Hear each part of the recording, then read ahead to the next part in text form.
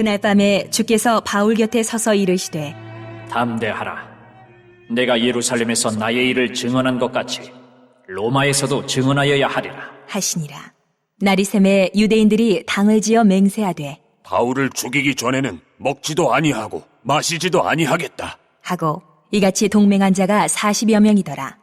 대제사장들과 장로들에게 가서 말하되 우리가 바울을 죽이기 전에는 아무것도 먹지 않기로 굳게 맹세하였으니 이제 너희는 그의 사실을 더 자세히 물어보려는 척하면서 공회와 함께 천부장에게 청하여 바울을 너희에게로 데리고 내려오게 하라. 우리는 그가 가까이 오기 전에 죽이기로 준비하였노라. 하더니 바울의 생질이 그들이 매복하여 있다함을 듣고 와서 영내에 들어가 바울에게 알린지라. 바울이 한 백부장을 청하여 이르되 이 청년을 천부장에게로 인도하라. 그에게 무슨 할 말이 있다. 하니 천부장에게로 데리고 가서 이르되 죄수 바울이 나를 불러 이 청년이 당신께 할 말이 있다 하여 데리고 가기를 청하더이다. 하매 천부장이 그의 손을 잡고 물러가서 조용히 묻되 내게 할 말이 무엇이냐? 대답하되 유대인들이 공모하기를 그들이 바울에 대하여 더 자세한 것을 묻기 위함이라 하고 내일 그를 데리고 공회로 내려오기를 당신께 청하자 하였으니 당신은 그들의 청함을 따르지 마옵소서. 그들 중에서 바울을 죽이기 전에는 먹지도 않고 마시지도 않기로 맹세한 자 40여 명이 그를 죽이려고 숨어서 지금 다 준비하고 당신의 허락만 기다리나이다. 하니 이에 천부장이 청년을 보내며 경계하되 이 일을 내게 알렸다고 아무에게도 이르지 말라. 하고 백부장 둘을 불러 이르되 밤 제3시에 가이사랴까지 갈 보병 200명과 기병 70명과 창병 200명을 준비하라. 하고 또 바울을 태워 총독 벨릭스에게로 무사히 보내기 위하여 짐승을 준비하라. 명하며 사도행전에 보면 바울은 3번의 선교 여행을 크게 했습니다. 그때마다 많은 어려움을 겪었죠. 돌에 맞아 죽을 뻔한 적도 있습니다. 그럼에도 많은 이들에게 복음을 전했고 교회도 많이 세웠습니다. 그렇게 했으니 이제 쉬면서 보고픈 사람을 만나거나 경치 좋은 곳에서 쌓인 피로 여독을 풀어도 좋았을 것입니다. 하지만 바울을 기다리고 있는 것은 결박, 묶이는 것과 환난, 어려움이었습니다. 바울은 자신이 예루살렘에 가면 어떤 일이 벌어질지 예측하고 있었습니다. 그래서 보라, 이제 나는 성령에 매여 예루살렘으로 가는데 거기서 무슨 일을 당할는지 알지 못하노라. 오직 성령이 각 성에서 내게 증언하여 결박과 환난이 나를 기다린다 하셨다고 그랬습니다. 성령께서 바울에게 경고해 주셨습니다.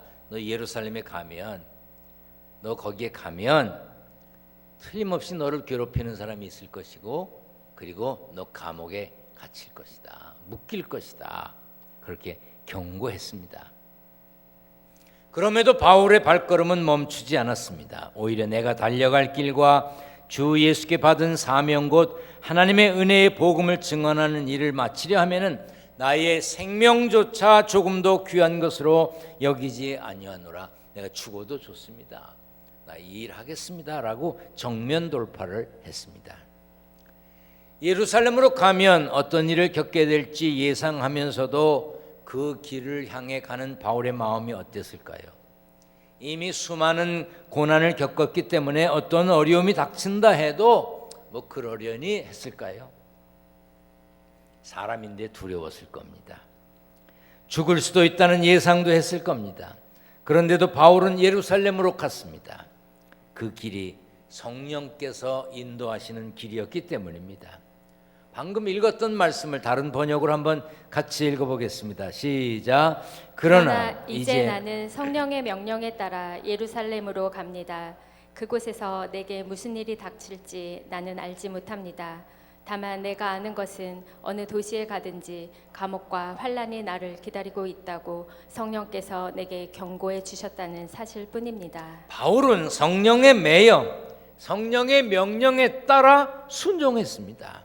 분명히 성령께서는 예수 믿는 사람과 함께 하십니다. 성령께서는 예수 믿는 사람과 함께 하십니다.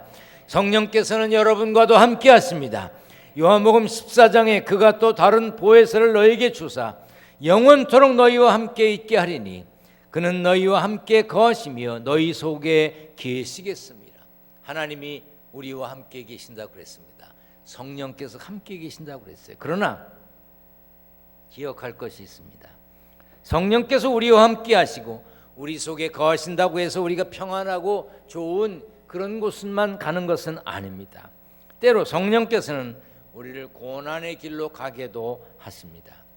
예수님도 공생애를 시작하시기 전에 성령에게 이끌려 마귀에게 시험을 받으러 광야로 가셨어요. 성령에게 이끌려 시험을 받으러 가셨습니다. 우리도 살다 보면 때로 광야길을 걷게 됩니다. 예상치 못한 문제로 가슴앓이를 합니다. 그럼에도 우리는 끝까지 변하지 말고 성령과 함께 해야 합니다. 성령과 매여 있어야 합니다. 성령에 매여 있어야 합니다. 예수님은 평안을 너희에게 끼치노니 곧 나의 평안을 너희에게 주노라. 내가 너희에게 주는 것은 세상이 주는 것과 같지 아니하니라. 너희는 마음에 근심하지도 말고 두려워하지도 말라고 했습니다. 우리가 고난과 역경 중에도 평안할 수 있고 광야에서도 근심하거나 두려워하지 않을 수 있는 이유는 보혜사 성령 그가 너희에게 모든 것을 가르치고 내가 너희에게 말한 모든 것을 생각나게 하리라. 성령께서 내게 가르치시고 생각나게 하시기 때문입니다. 따라서 합니다. 성령께서 크게 합니다. 성령께서 나를 가르치시고 생각나게 하신다. 믿습니까? 우리 모두 코로나19로 예상치 못한 어려움에 처해 있습니다. 한숨과 탄식을 하는 분이 계시고요, 눈물을 보이는 분도 있습니다. 이 사태가 계속되면 하던 일을 도저히 할 수가 없는 분들이 있습니다. 이 사태가 계속되면 자신의 직장에 돌아간다는 보장이 없는 분들도 있어요. 세상에 조종사, 스튜어디스, 정비사 얼마나 대단한 직업이었습니까? 그런데 많은 조종사들이, 많은 스튜어디스들이, 많은 정비사들이 배고파요. 미국에도 못 먹는 사람을 위해서 주는 빵 배급하는 곳에 조종사들이, 스튜어디스들이, 정비사들이 찾아갑니다. 우리가 처한 상황 참으로 힘들고 어렵습니다. 어떤 분은 이런 상황에서 더 잘 된다는 분도 또 계세요. 이렇게 힘들고 어렵지만 우리가 처한 상황에서도 성령의 인도하심을 믿어야 합니다. 성령에 매여 있어야 합니다. 매여 있다는 것은 간격이나 틈이 없다는 뜻입니다. 성령님과 우리 사이에 틈이 없이 꼭 붙어 있어야 합니다. 그래야 성령께서 길과 방향을 가르치고 생각나게 하시는 것입니다. 예루살렘으로 간 바울은 예상대로 어려움에 처했습니다. 바울이 예루살렘에 이르자 온 성이 소동하여 백성이 달려와 모여 바울을 잡아 성전 밖으로 끌고 나가니 문들이 곧 닫히더라. 그들이 그를 죽이려 했습니다. 그리고 유대인들이 당을 지어 맹세하되 바울을 죽이기 전에는 먹지도 아니하고 마시지도 아니하겠다 하고 이같이 동맹한 자가 40여 명이더라. 유대인들은 자신의 말을 확증할 때 목숨을 걸 만한 중대한 일이 있을 때 맹세합니다. 그런데 바울의 죽음을 걸고 맹세한 사람이 있어요. 내가 바울을 죽이지 않으면 먹지도 않고 마시지 않겠다, 이렇게 맹세한다 이 말이에요. 이게 얼마나 무서운 말입니까? 어떻게 목숨을 거두는 일에, 다른 사람을 죽이는 일에 맹세를 합니까?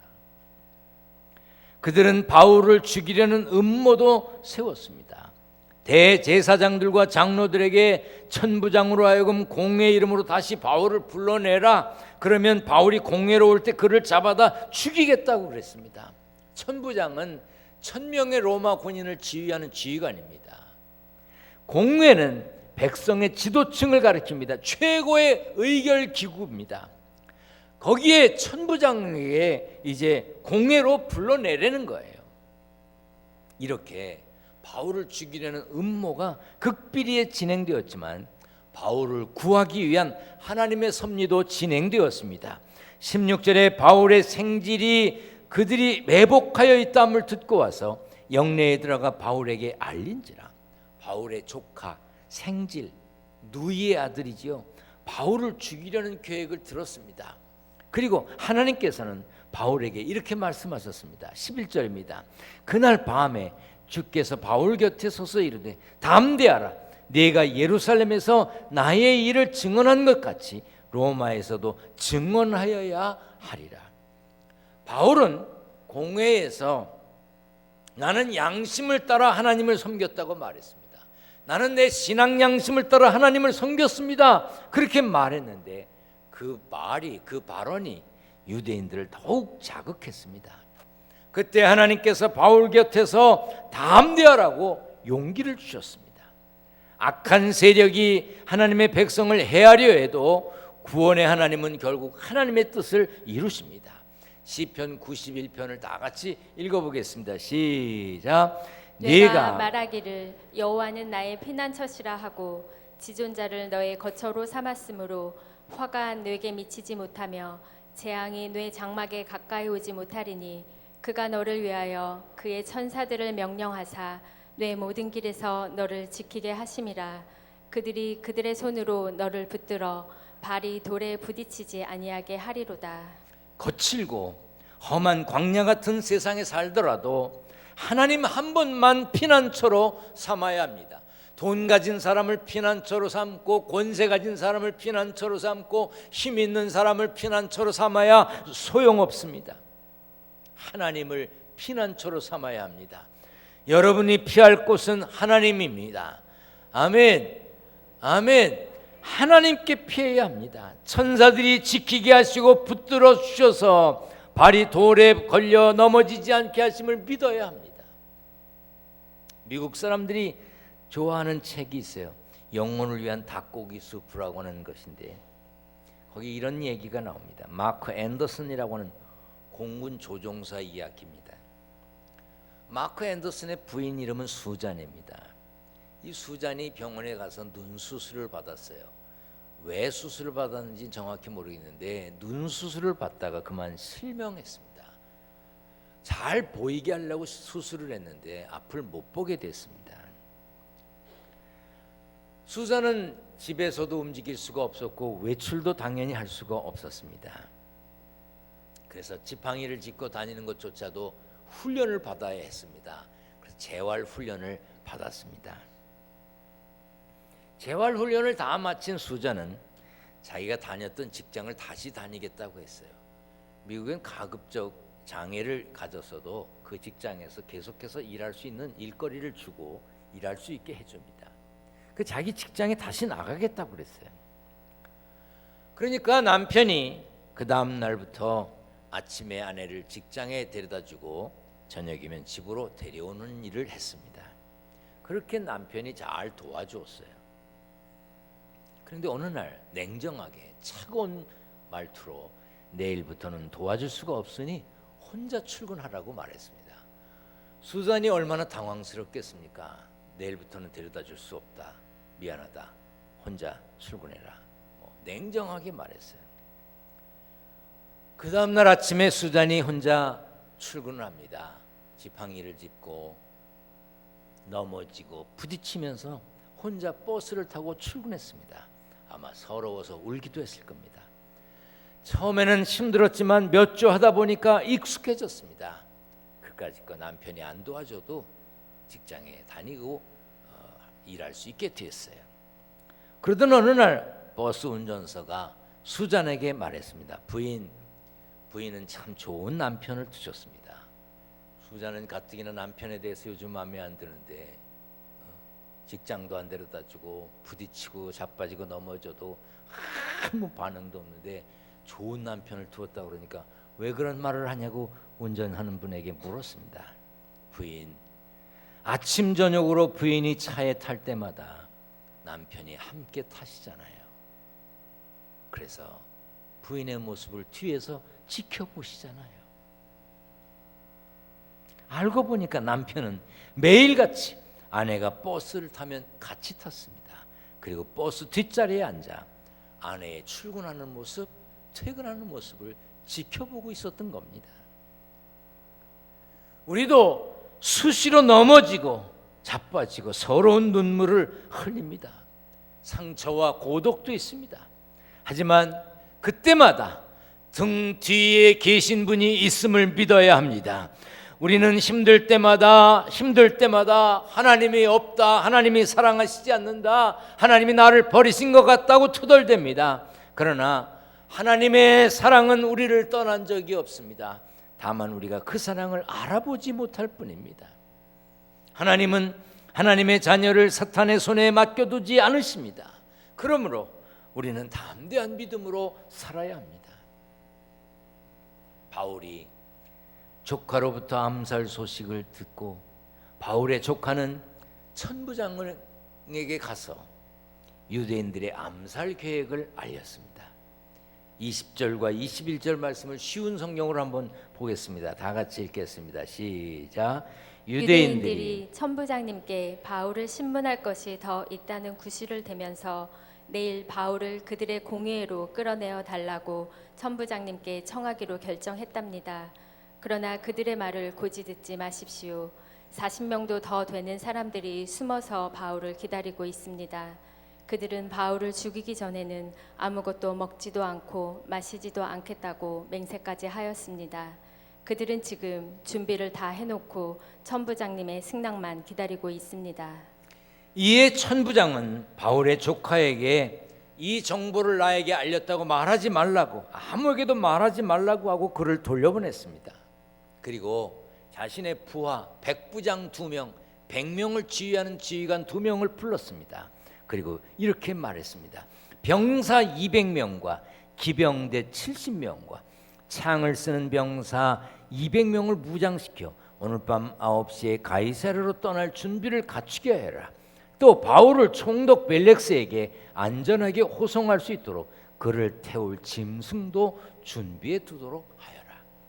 바울의 상황은 완전히 역전되었습니다. 병사 200명, 보병 200명, 기병 말탄 병사 70명, 창병 창든 병사 200명, 총 470명의 보호를 받게 됐습니다. 게다가 바울이 타고 갈 짐승도 준비되었다고 그랬어요.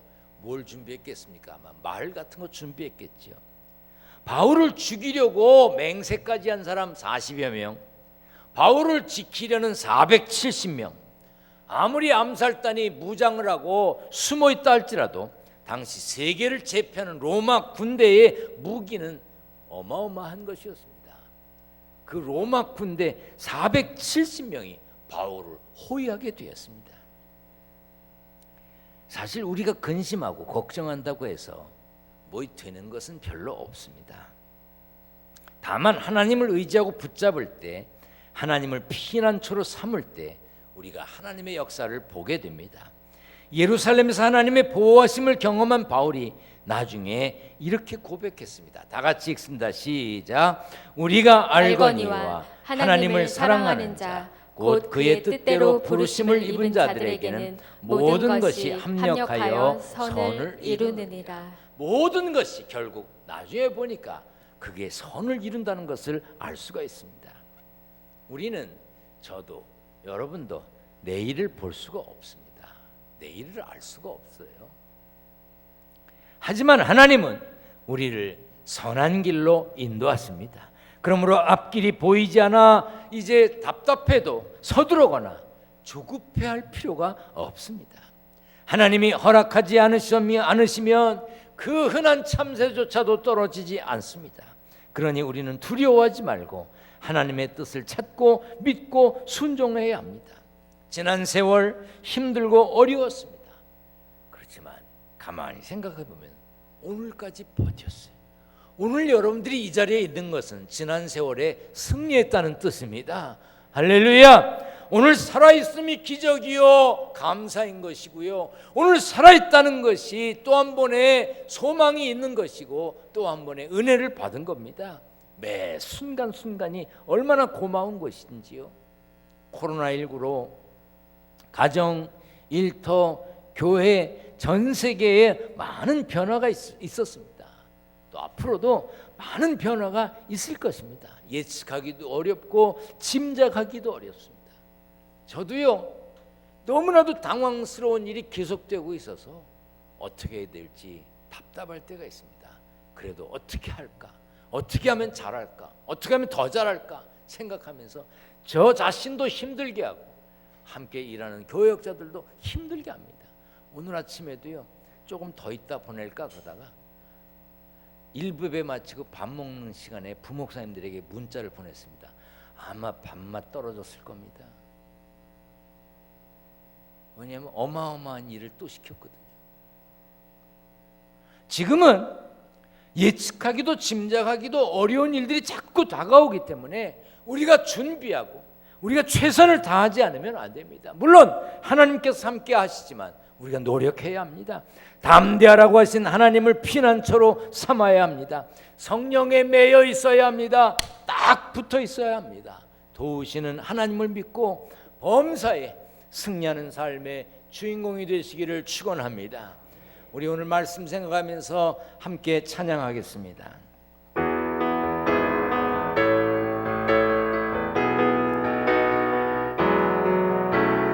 나의 등 뒤에서 나를 도우시는 주, 나의 인생길에서 지치고 고나요 매일처럼 주저앉고 싶을 때 나를 밀어주시네. 일어나 걸어라, 일어나 걸어라, 내가 새 힘을 주리니. 일어나 너 걸어라, 내 너를 도. 나의 등 뒤에서, 나의 등 뒤에서 나를 도우시는 주, 평안히 길을 갈 때 보이지 않아도 지치고 고나여 넘어질 때면 다가와 손 내미시네. 아멘. 일어나 걸어라, 내가 새 힘을 주리니. 일어나 너 걸어라, 내 너를 도.